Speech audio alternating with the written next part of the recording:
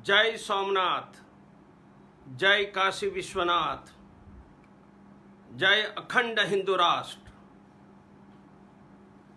कल उत्तर प्रदेश के गाजियाबाद में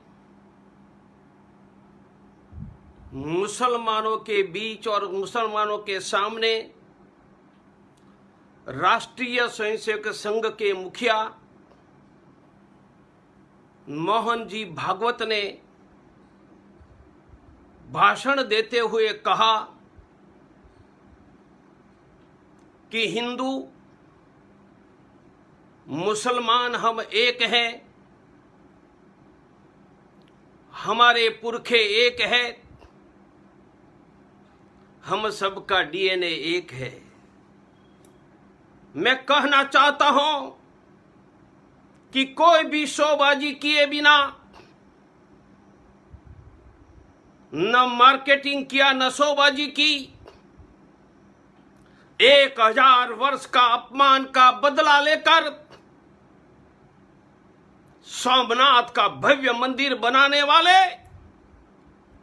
सरदार वल्लभ भाई पटेल हमारे पुरखे हैं। गजनी के पिल्लू, गजनी के पिल्लू हमारे पुरखे नहीं हैं। जिस वीर संभाजी को कहा कि इस्लाम स्वीकार करो,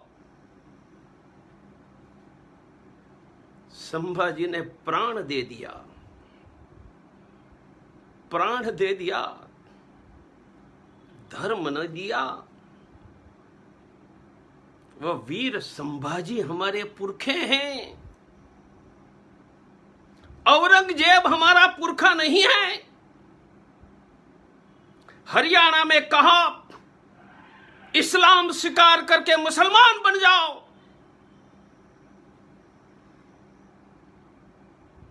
जिन वीरों की बेटी हरियाणा में के रहने वाली निकिता तोमर ने इस्लाम नहीं स्वीकारा,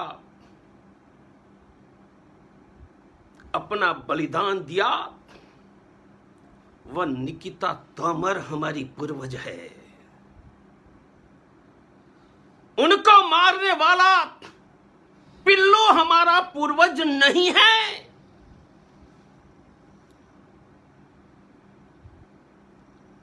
कश्मीर हमारी मातृभूमि है। यहां हम शान से रहेंगे और शान से रहकर जिहादियों के गोलियों से प्राण देने वाला राकेश पंडिता हमारा पूर्वज है। राकेश पंडिता हमारा पूर्वज है। उनको मारने वाला जिहादी हमारा पूर्वज नहीं है। चित्तौड़ दुर्ग में जिन 42,000 माताओं ने भगवती पद्मिनी के नेतृत्व में जोहर करके प्राण दिया, यह भगवती पद्मिनी हमारी पुरखे हैं। और उनको प्राण देने के पहले जिस हजारों वीरों ने खिलजी के सामने सर कटा दिया, वह हमारे पुरखे हैं। मोहन जी भागवत, अलाउद्दीन खिलजी हमारा पुरखा नहीं है। सरहिंद की किला की दीवार में 2 पुत्रों गुरु गोविंद सिंह ने प्राण दे दिया। गुरु अर्जुन सिंह देव, गुरु तेग बहादुर हमारे पुरखे हैं। दक्षिण भारत में विजयनगर साम्राज्य खड़ा करके दक्षिण भारत की रक्षा करने वाले महाराजा कृष्णदेवराय हमारे पुरखे हैं। निजाम हमारा पुरखा नहीं है।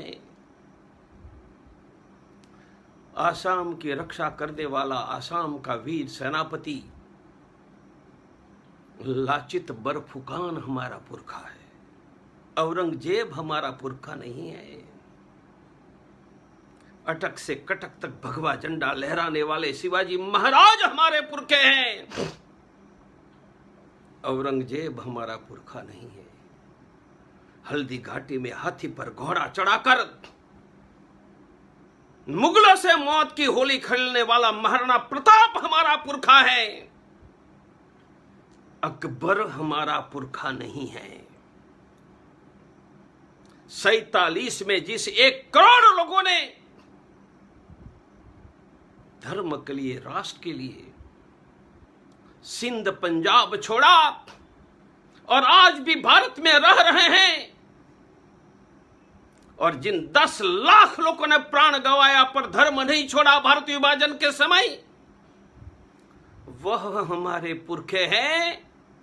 गुजरात में जन्मा हुआ शैतान मोहम्मद अली जिन्ना आपका पुरखा होगा, हमारा पुरखा नहीं है।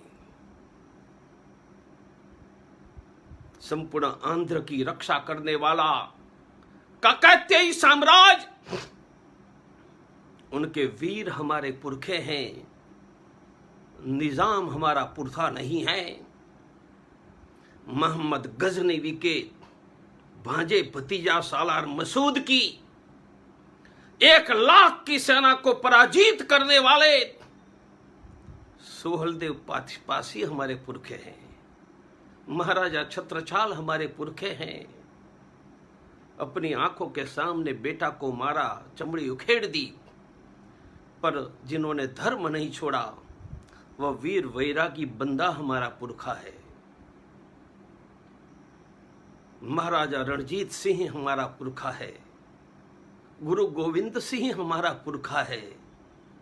ये औरंगजेब, गजनी घोरी, खिलजी जिन्ना हमारा पुरखा नहीं है। मोहन जी, आपने कहा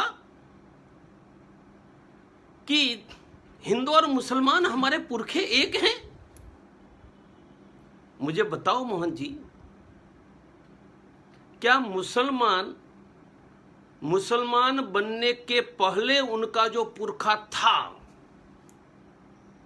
उनको अपना पुरखा मानता है क्या? क्या मोहम्मद पैगंबर ने उनके ब्राह्मण पुरखों को माना था क्या? क्या मोहम्मद अली जिन्ना ने उनके गुजरात के लोहाना पुरखों को पुरखा माना था क्या? यदि मुसलमान अपने इस्लाम के पहले के पुरखों को मानता ही नहीं है तो हम सबके पुरखे एक हैं। यह करके हिंदू समाज को कौन से भ्रम में रखने जा रहे हो? यह तो एक तरफा प्यार, आपको अनुभव नहीं होगा ना, हम तो गृहस्थी है ना। आपने एक तरफा प्यार की बात की। हम माने कि हिंदू और मुसलमान के पुरखे एक हैं और मुसलमान कहे कि इस्लाम के पहले के हमारे पुरखे से हमारा नाता नहीं है, तो फिर हमारे पुरखे एक है यह कह के मुसलमान तो भ्रम में आने वाला नहीं है। वह स्पष्ट है कि इस्लाम के पहले का उनका पुरखा पुरखा नहीं है, और इस्लाम के पहले के उनके पुरखे को पुरखा मानता तो गुजरात में पैदा हुआ लोहाना का बेटा, उनकी तीसरी पीढ़ी में हिंदू लोहाना थे जो राम के वंशज थे, वो भारत तोड़कर पाकिस्तान नहीं बनाता। मुझे बताओ, हमारे पुरखे एक हैं, ये बात आप कहते हैं और मुसलमान वो स्वीकार करते हैं, तो भारत क्यों तोड़ा? भारत तोड़ा एक व्यक्ति के कारण नहीं है, याद रखो। आजादी के पहले 46 में चुनाव हुआ था।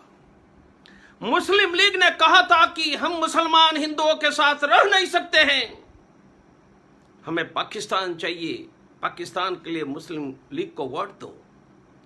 देश के 90% ने पाकिस्तान के लिए मुस्लिम लीग को वोट दिया था। देश तोड़ा पाकिस्तान बनाया, 1 करोड़ हिंदुओं की शरणार्थी हिजरत हुई, 10 लाख की हत्या हुई।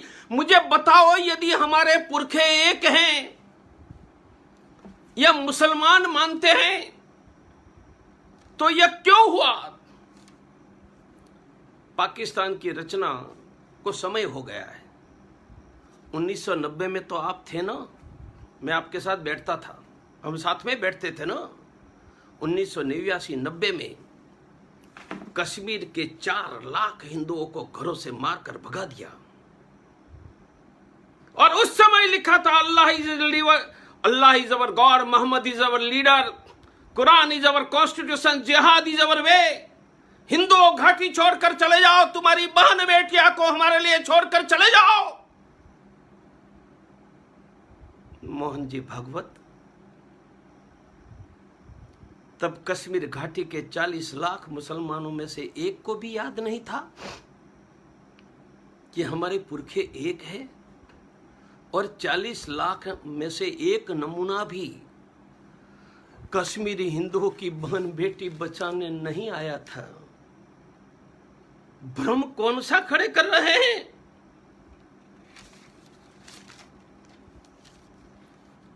आपने कहा कि हम सबके पुरखे एक, हम सबके पुरखे एक, तो फिर औरंगजेब, गजनी, घोरी, खिलजी, जिन्ना, वह भी हिंदुओं के पुरखे हो जाएंगे?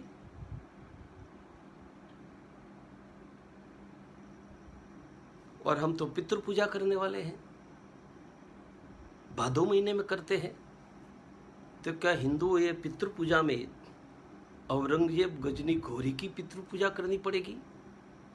उनका श्राद्ध तर्पण करना पड़ेगा? और उस समय मोहन जी उनका गोत्र कौन सा बोलेंगे? आप तो मुझे बता दो ना, औरंगजेब का गोत्र कौन सा बोलेंगे?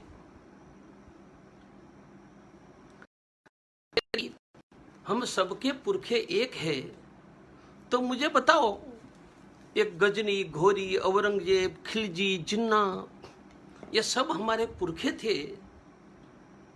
तो छत्रपति शिवाजी महाराज ने आपकी भाषा में आपके पुरखे, जिनको आप सबके पुरखे कह रहे हैं, वो औरंगजेब से लड़ाई क्यों की? गले लगा जाते। शिवाजी ने आपकी भाषा में आपके पुरखे साइस्काल की अंगुलियां पूना के महल में क्यों काटी? अफजल खान का वध क्यों किया? आपको नहीं लग रहा कि उन्होंने गलत किया? उनको गले लगाना था, बहन बेटियां भी देनी थी। क्या शिवाजी महाराज आपसे कम चतुर है, ऐसा आप मानते हो? यदि अपने पुरखे से आपकी भाषा में शिवाजी लड़े, तो शिवाजी आपसे कम चतुर थे? महाराणा प्रताप हल्दी घाटी में अकबर से लड़ रहे हैं। अरे अकबर भी पुरखा, आ भाई गले लगा जा। अरे तुझे राज्य करना है तो कर, बड़ा भाई। तो मोहन जी भागवत, आपका कहना है कि महाराणा प्रताप ने भी गलत किया? और चित्तौड़ दुर्ग में हमारी 42,000 माताओं ने जौहर किया। ये 42,000 माताओं ने आपको लग रहा है कि क्या गलत किया? गुरु गोविंद सिंह जी ने इतनी लड़ाई की, 4 पुत्रों का बलिदान दिया, पिताजी का बलिदान दिया। यदि औरंगजेब ही पुरखा था, तो गुरु गोविंद सिंह ने 4 पुत्रों का बलिदान देकर, पिता का बलिदान देकर, तेग बहादुर सिंह का बलिदान देकर, आपका कहना है कि गलत किया? भारत विभाजन के समय 10 लाख लोगों ने प्राण दिया, आपका कहना है गलत किया? और भारत में रहने वाले सभी एक। अरे मोहन जी, औरंगजेब तो ये गुजरात में जन्मा था। गुजरात में 2 शैतान जन्मे, एक मोहम्मद अली जिन्ना जिन्होंने पाकिस्तान बनाया, और गुजरात में दूसरा शैतान जन्मा, उसका नाम है औरंगजेब। उनका जन्म गुजरात में गोधरा डिस्ट्रिक्ट में दाहोद में हुआ था। वो तो गुजरात में जन्मा। हम सब भाई भाई। तो फिर औरंगजेब हमें लगता है काशी विश्वनाथ तोड़ने के लिए। तो आपको नहीं लगता है कि सबको स्वागत करना चाहिए? और आप डीएनए की बात करते हैं, 40,000 वर्ष पुराना। मैं एमएस कैंसर सर्जन मेरा सब्जेक्ट है। मुझे पता है आपने भी बीएससी वेटरनरी किया है। 40,000 पुराने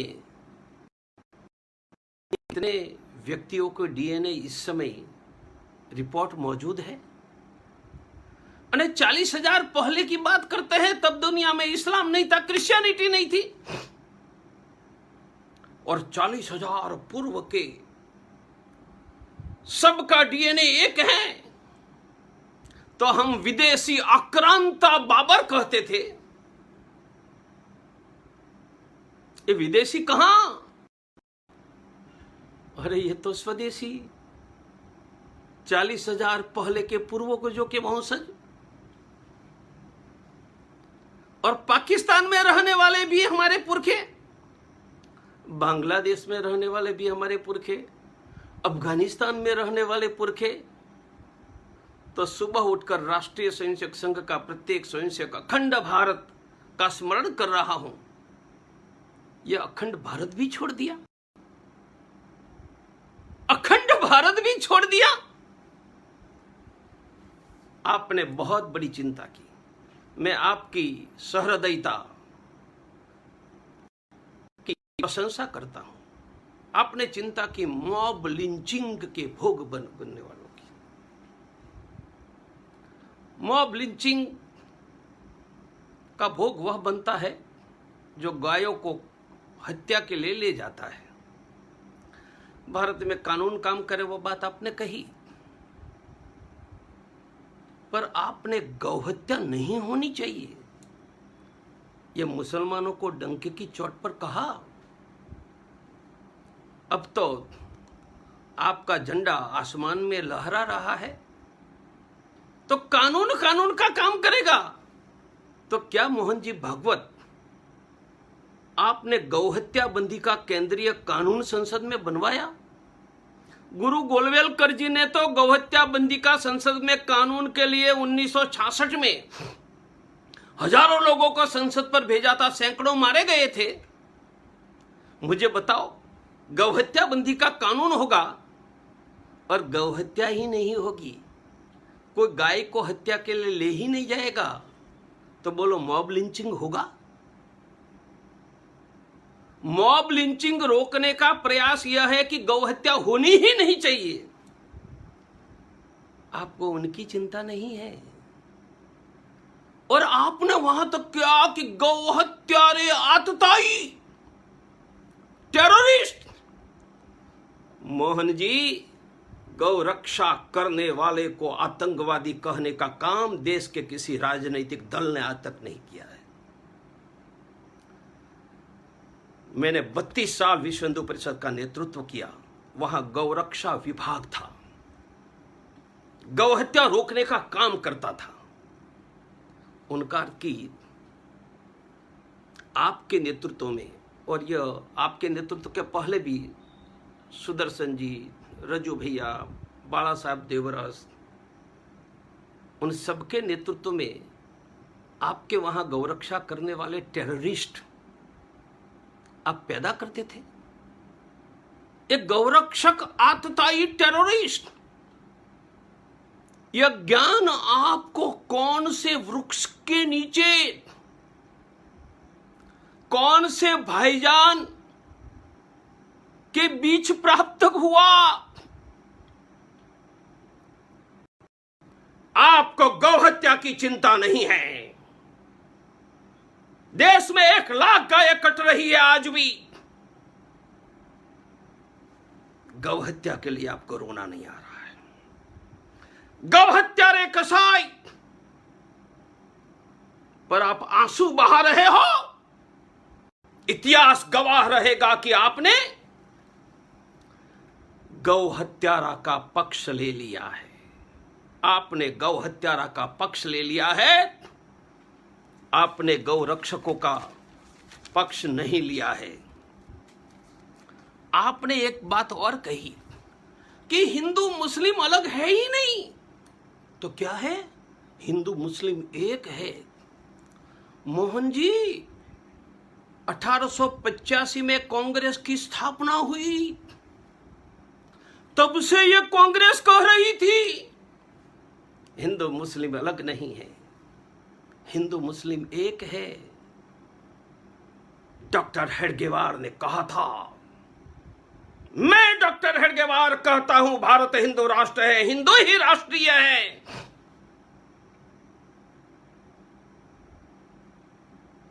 यह देश में एक कांग्रेस की विचारधारा थी, एक डॉक्टर हेडगेवार की विचारधारा थी। हिंदू मुस्लिम एक है, अलग नहीं है। पाकिस्तान बन गया, यह विचारधारा पर विश्वास रखकर पाकिस्तान बन गया। 10 लाख कट गए, 1 करोड़ शरणार्थी हुए। आपने यह विचारधारा का स्वीकार कर लिया। आपने देश बंटने वाली, हिंदू को कटाने वाली विचारधारा का स्वीकार कर लिया। धन्यवाद, आपने कांग्रेस की विचारधारा का स्वीकार कर लिया। मैं कहूंगा कि कल कांग्रेस जीत गई, डॉक्टर हेडगेवार हार चुके हैं। कांग्रेस जीत गई, डॉक्टर हेडगेवार हार गए। आपने डॉक्टर हेडगेवार को छोड़ दिया, कांग्रेस को अपना लिया, और हिंदू और मुसलमान एक है। यह ज्ञान आपको भाईजान के बीच प्राप्त हो गया, तो देश बटा क्यों? निकिता तोमर, राकेश पंडिता की हत्या हुई क्यों? यह प्रश्न का तो उत्तर देना पड़ेगा। आपने और एक बात कही, चोटी तिलक माला वाला ही हिंदू नहीं है। मोहन जी, हिंदू कौन है, वह निर्णय करने का अधिकार आपको किसने दिया है? आप तो धर्म को मानते नहीं हैं, जीवन पद्धति की बात करते हो। तो हिंदू कौन है, वह निर्णय करने का अधिकार किया। डॉक्टर प्रवीण तोगड़िया तिलक लगाकर बैठा है, उसके गले में माला है।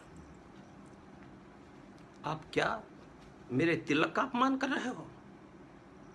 मेरी माला का अपमान करते हो? यह मेरी तिलक और माला का अपमान नहीं है, मेरी सनातन वैदिक परंपरा का अपमान है। यू हैव इंसल्टेड सनातन वैदिक हिंदू ट्रेडिशन। हिंदू कौन है, उनकी व्याख्या आप करो। मेरे तिलक को क्यों अपमानित कर रहे हो? मेरी माला को क्यों अपमानित कर रहे हो? मेरा मंदिर, मेरी तिलक, मेरी माला, मेरे तीर्थ, यह हिंदू की पहचान है। हिंदू कौन, यह तय करने का अधिकार आपका नहीं है, और अपमान करने का तो बिल्कुल अधिकार नहीं। आपने एक बात कही कि एकता का आधार राष्ट्र होगा। मोहन जी, मुझे बताओ, हम एक कार में काशी जाएंगे तो यह कार में मेरी भी बैठने की तैयारी होनी चाहिए, आपकी भी होनी चाहिए ना। मैं कार में बैठ जाऊंगा और आप कहोगे कि मैं पैदल जाऊंगा, तो साथ में काशी कहां पहुंचेंगे? आपने कहा हिंदू मुस्लिम एकता का आधार राष्ट्र। मुझे यह बताओ और भारत के हिंदुओं को समझाओ कि इस्लाम राष्ट्र को मानता है क्या? इस्लाम राष्ट्र को नहीं मानता है। इस्लाम सिर्फ अल्लाह, उम्मा, कुरान और शरीयत को मानता है। इस्लाम यदि राष्ट्र को नहीं मानता है, जिन पर उनकी श्रद्धा ही नहीं है, तो वह हिंदू मुस्लिम एकता का आधार कैसे बन सकता है? अखंड भारत के स्मरण की बात हर रोज सुबह करते रहे। अब तो पाकिस्तान में हमारे पुरखे, अफगानिस्तान में अखंड भारत का क्या होगा? 14 शताब्दी से हिंदुओं के गौरव, हिंदुओं के सम्मान, हिंदुओं के रक्षा का अभियान चल रहा है, महायज्ञ चल रहा है। वह यज्ञ का नाम हिंदुत्व है। वह तिलक धारण करेगा या नहीं करेगा, वह हिंदुत्व अभियान का हिस्सा है। आपने यह सब कह के 1400 शताब्दी के हिंदुत्व की अभियान को, हिंदू मूवमेंट को, हिंदू रेनेसा को अपमानित किया है। 1400 शताब्दी में बलिदान देने वाले पुरखों को, बलिदान को व्यर्थ किया है। अनेक लोगों ने संघर्ष करके यह हिंदू अभियान को विजय तक ले जाने के प्रयास को विफल करने का प्रयास किया है। मैं भी 52 वर्ष से आरएसएस का संयोजक हूं, सरसंघ चालक बने होंगे। मेरे जीवन का योगदान आरएसएस में कम नहीं है। 25 साल हम साथ में बैठे हैं।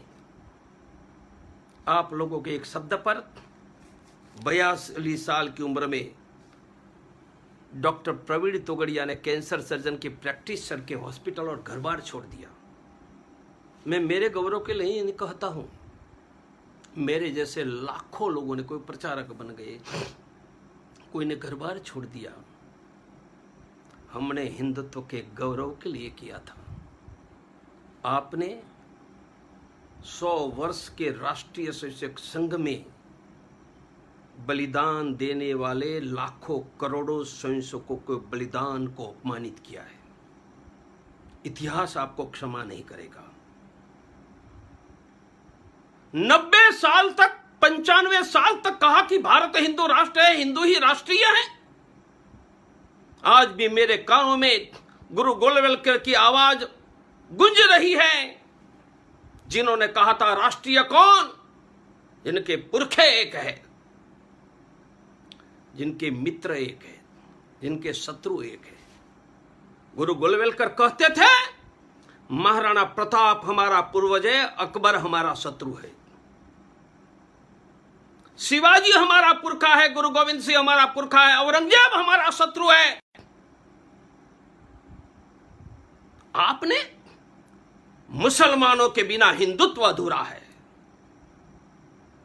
14 शताब्दी पहले इस्लाम नहीं था, और 1400 वर्ष पहले इस्लाम नहीं था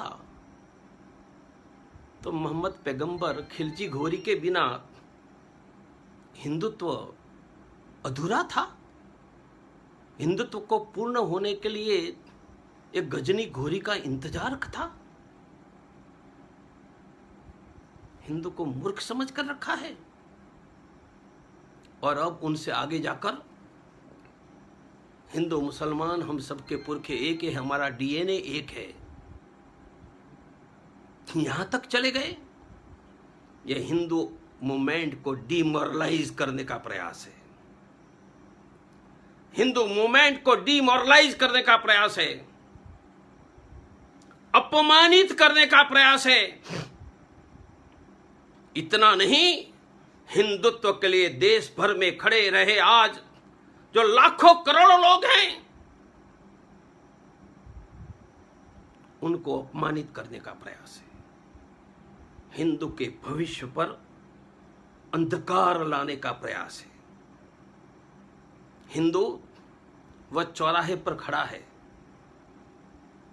हिंदू वह चौराहे पर खड़ा है।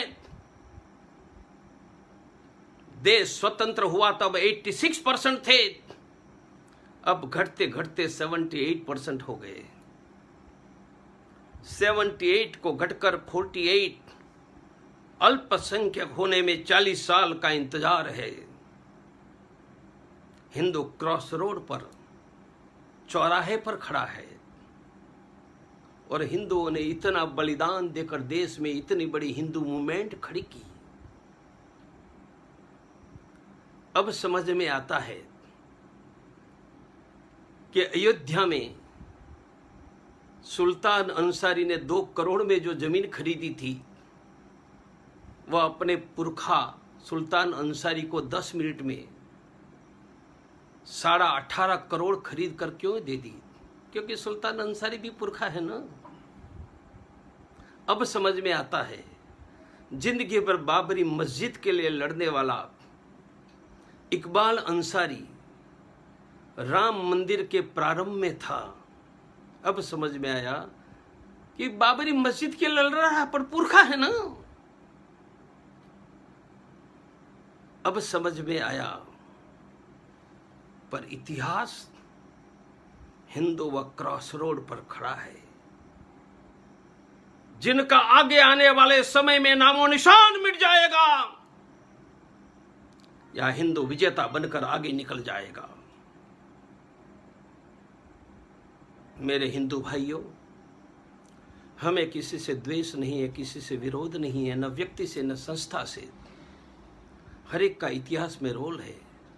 आज भी मैं मोरोपंत पिंगले को नहीं भूला हूं। मेरे पुरखे तो वह मोरोपंत पिंगले हैं जो घर बार छोड़कर प्रचारक निकलकर गौ रक्षा के लिए जिनको जीवन दे दिया, जिन्होंने राम मंदिर मूवमेंट खड़ी करवाई।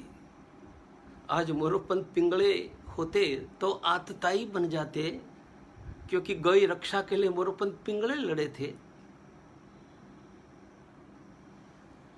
हमें तय करना होगा कि हिंदुओं का गौरव रक्षा की पुनः प्रतिष्ठा के लिए भारत का संविधान और लोकतंत्र को स्वीकार करके कैसे आगे बढ़ना। याद रखिए, हिंदुओं की कृपा से देश का कोई भी संगठन है, अर्थात हिंदुओं की कृपा से आरएसएस है। आरएसएस की कृपा पर हिंदू नहीं है। जब आरएसएस नहीं था तब मुगलों के समय में हिंदू जिंदा था, आगे भी जिंदा रहेगा। मेरे जैसे प्रामाणिकता से 52 वर्ष आरएसएस की सेवा करने, समर्पण करने वाले, घर बार छोड़ने वाले, ऐसे 95 साल में समर्पण करने वाले और आज जिंदा है, वह सभी स्वयंसेवकों को प्रणाम करता हूं। मैं किसी का विरोधी नहीं हूं, पर जो दिशा बन रही है वह हिंदू सर्वनाश की दिशा की ओर ले जा रहे हैं। भारत का संविधान हमें स्वीकार्य है, लोकतंत्र स्वीकार्य है, पर भारत के संविधान ने मॉब लिंचिंग करने वाले को आतताई करके गौरक्षा के पवित्र कार्य को अपमानित करने का अधिकार कहां से दिया? गजनी घोरी खिलजी को पूर्वज कह के हिंदू रेजिस्टेंस को समाप्त करने का अधिकार कैसे दिया? मेरे स्वयंसेवक भाइयों, वयम हिंदू राष्ट्रांग भूता, यह संकल्प लेकर 10 साल की उम्र में मैं खड़ा आपकी भांति हुआ था। आज मैं चिटेड, हिंदू के नाते अपमानित अनुभव कर रहा हूं। आओ मिलकर फिर से एक ऐसा भारत बनाए जहां संविधान भी होगा, लोकतंत्र भी होगा, पर जहां हिंदू सुरक्षा, समृद्धि, सम्मान होगा। यह होना है तो योग्य दिशा में जाना होगा और गलत दिशा में जाने वाले को हमें बाय बाय करना होगा। फिर से मैं कहूँगा कि हमारा पूर्वज कोई शोबाजी न करके सोमनाथ का मंदिर बनाने वाला सरदार पटेल है। शिवाजी, महाराणा प्रताप, पृथ्वीराज चौहान, गुरु गोविंद सिंह हैं। हमारे पुरखे गजनी के पिल्लू नहीं हैं, गजनी के पिल्लू नहीं हैं, गजनी के पिल्लू नहीं हैं। जय सोमनाथ, जय भवानी, जय शिवाजी, जय काशी विश्वनाथ, जय अखंड हिंदू राष्ट्र। Subscribe to Nation Next YouTube channel and press the bell icon to get regular updates from Nation Next.